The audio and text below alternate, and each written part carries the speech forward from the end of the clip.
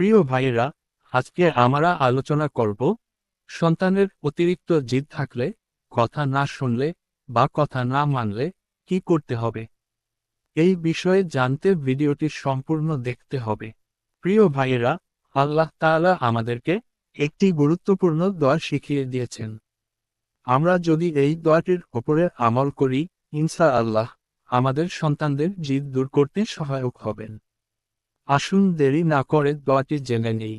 প্রিয় ভাইয়েরা, আল্লাহ তাআলা সূরা আল ইমরানের ৮৩ নম্বর আয়াতে বর্ণনা করেছেন, أفغير دين الله يبغون وله أسلم من في السماوات والأرض طوعا وكرها وإليه يرجعون।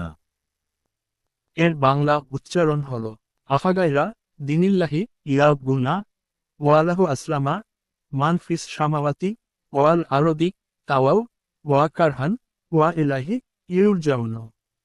এর অর্থ হল, তারা কি আল্লাহর দেয়া জীবন ব্যবস্থার পরিবর্তে অন্য জীবন ব্যবস্থা তালাশ করছে?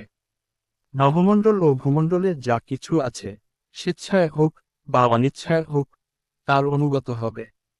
সবাই তার কাছে ফিরে যাবে। এর ফজিলত হল, যে ব্যক্তির সন্তান বা প্রাণী তাকে কষ্ট দেয়, সে যেন তার কানে সূরা আল ইমরানের ৮৩ নং আয়াত পড়ে। এর আমল হল, সন্তানের অতিরিক্ত জিদ থাকলে, কথা না শুনলে, কথা না মানলে প্রতিদিন ৭ বার সন্তানের কপালের উপরিভাগের চুলে হাত রেখে আয়াতখানা পাঠ করে তার চেহারা ও কানে ফু দিলে জিদ কমে আসে। এ আমল ন্যূনতম ২১ দিন লাগাতার করতে হয়।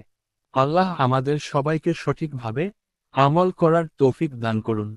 আমিন।